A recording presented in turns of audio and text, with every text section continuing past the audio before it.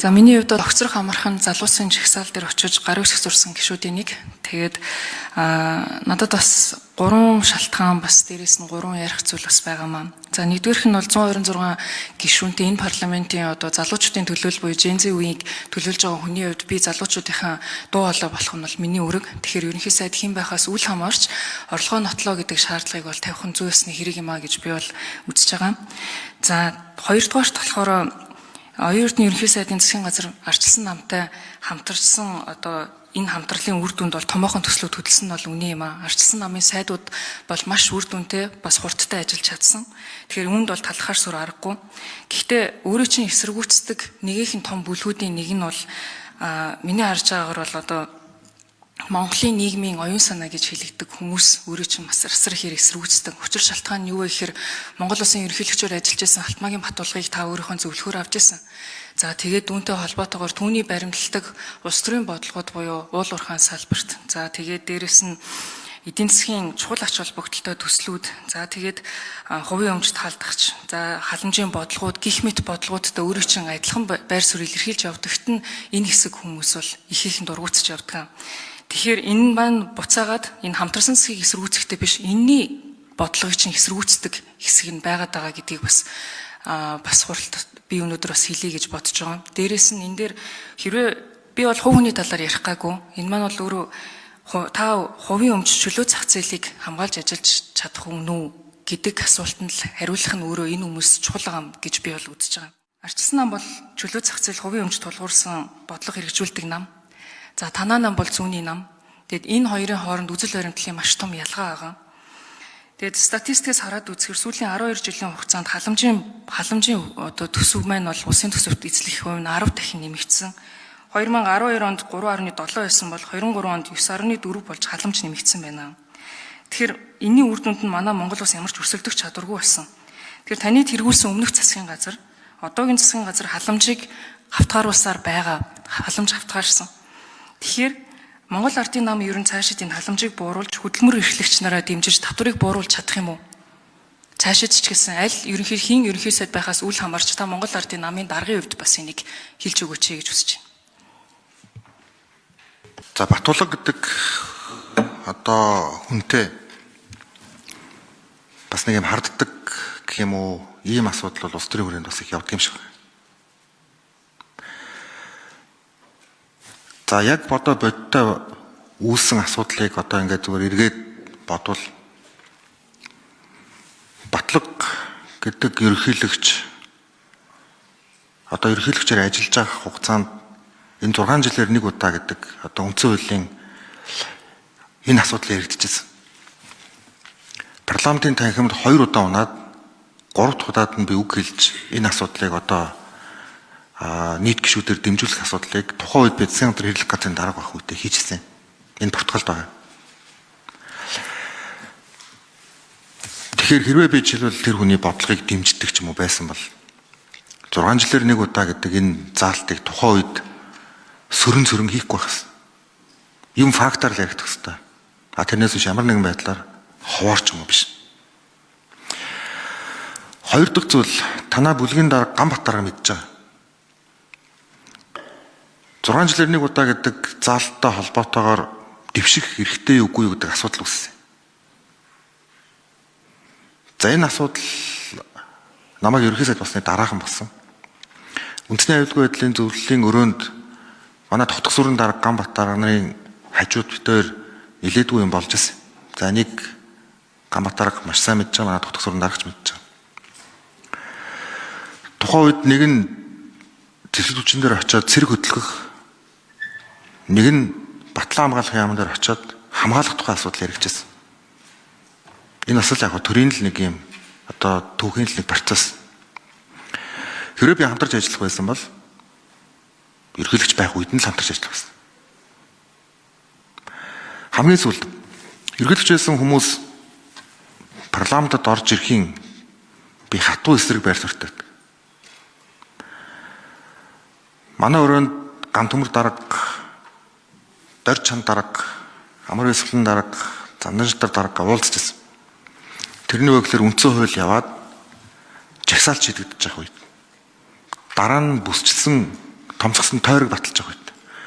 Миний хувьд ганцхан хүсэлтийг тавьж ирсэн. Батлага ерөнхийлөгчийг дэвшүүлэхгүй шүү гэдэг. Элбэг төр ерөнхийлөгчийг дэвшүүлэхгүй шүү гэдэг. Жагсаалтанд оруулахгүй шүү. Тэгвэл наа жагсаалт чинь шал утгаа алдсан юм болно. Бид бүгдээрээ хамтдаа гар барьсан. 5-6 хүн байсан. Гэтэл харамсалтай нэг асуудал болсон. Тийм учраас хүн биш илүү тийм зарчимталтай байх хэрэгтэй. Миний хувьд 2019 онд ярьжсэн байр сууриас өөрчлөгдөх боломжгүй шүү дээ.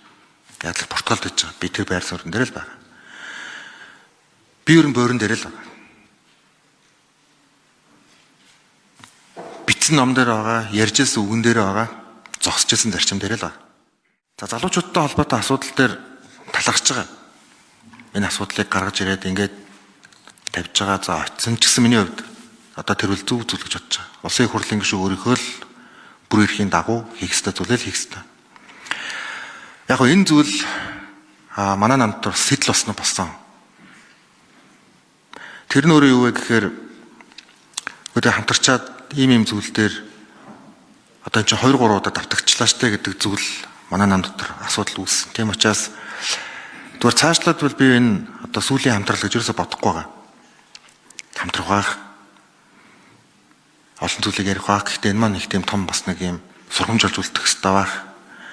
Тэгээд цаашдаа бас илүү бид нар нөгөө магадгүй би биендээ мэдээлэл дамжуулах, ил тод нээлттэй байх, асуудлыг яаж тайлбарлах уу гэдэг юм олон асуудал дээр ярих зүйтэй байх.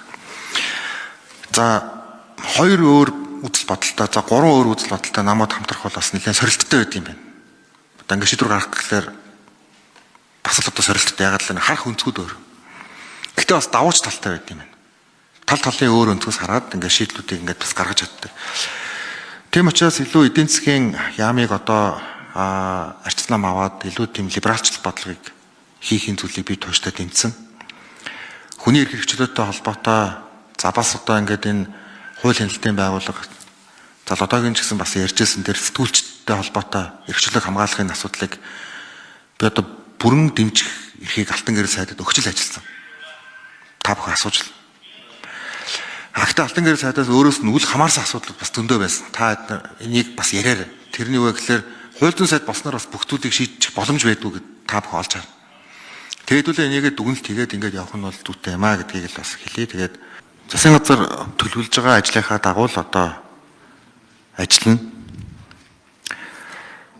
Бид хамтдаа нийгмийн даатгал татварын ийм одоо цогц реформыг бүлгүүдэд одоо ингээд танилцуулаад эхэлсэн. За тэрэн дээр бол одоо progressive tax гэж нэрлэдэг илүү дэвшилтэт татвар.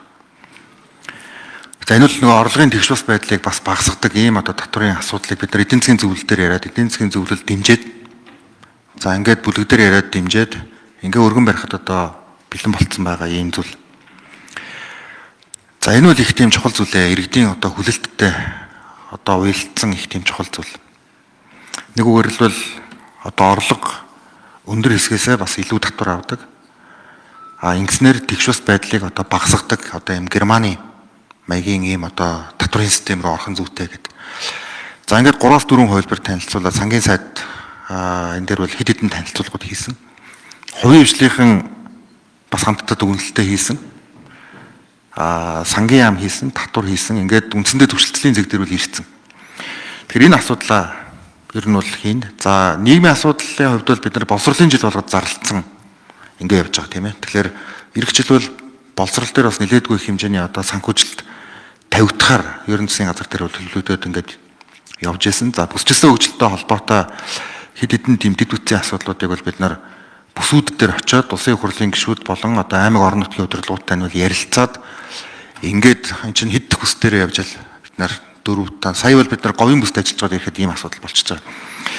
Тэгэхээр энэ ажлууд бол одоо ингээд хийгдээд явхаар төлөвлөгдөд. За нийслэл Улаанбаатар хотын хувьд бол одоо энэ туулын хурдны зам өстөрчихгүй шиг байж байгаад явчвал за тэгээ 2 тойрог зам ингээд шийдэгдчихвэл төгжрлөө шууд 50% буурахаар математик тооцоо гарцсан. Бид нар хагас өдөр бүхэн уулзсан бол их үр дүнтэй байсан. Тэгэхээр ийм ажлуудаа хэдүүлээ доктортой авч явах нь бол бас туйлын чухал юм аа. Бодлогын доктортой байдлаа хадгалах нь бол гэж одоо хариулъя. За гишүүний хэлж байгаатай санал нэг байна. Тэрний юу гэхээр уул уурхайн салбарыг бид нар олон нийтийн дэмжлэгтэй орон нутаг нь ойлгодог болох хэрэгтэй. За тэхийн тулд бид нар одоо амнаатын асуудлыг яриад оруулж ирээд одоо энэ бол үндэсний баялагын сангийн бүрэлдэхүүний хэсэг болох нь зүйтэй гэдэг. Энэ дээр бол хувийн хвшлэр нь бүгдээрээ зөвшөөрсөн шүү дээ. Зөвшөөрсөн. Хөрөнгө оруулагч зөвшөөрсөн. Одоо энийг бид нар зориглоод баталчих нь бол зүйтэй ийм ажил. За тэгвэл яг үгээр иргэд дэмжинэ.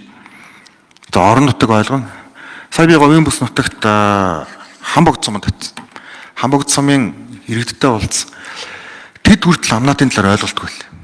Тийм учраас энэ асуудлыг бид нар шийдээд явчих нь бол зүйтэй гэдэг ийм байр суурин дээр байж байгаа. Гэхдээ энэ бол төлөвлөгдсөн ажлууд тэгээд цаашаа явах нь л зүйтэй ийм ажлууд.